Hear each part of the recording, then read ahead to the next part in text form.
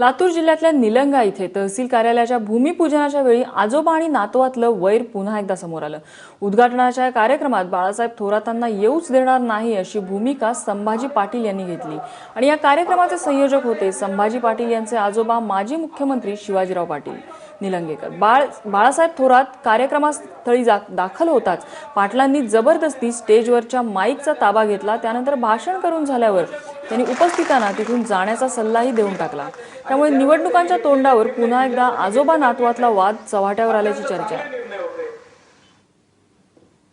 त्याच्यामध्ये पूर्ण 100% प्रशासनाचा कार्यक्रम होता, कोणत्या पक्षाचा कार्यक्रम नव्हता।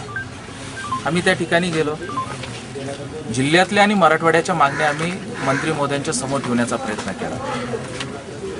शेतकऱ्यांचं सध्या मराठवाड्यातल्या शेतकऱ्यांना 1800 रुपये जो भाव शासनाने घोषित केला आणि पश्चिम महाराष्ट्रामध्ये आणि उर्वरित महाराष्ट्रामध्ये 2500चा 2400चा भाव, ह्याबद्दल आम्ही त्यांना प्रश्न विचारला आणि तुम्ही येत्या काळामध्ये याच्यावर निर्णय घ्या, अन्यथा आम्ही पुढच्या वेळेस कोणत्याही मंत्र्यांना ह्या जिल्ह्यामध्ये येऊ देणार नाही।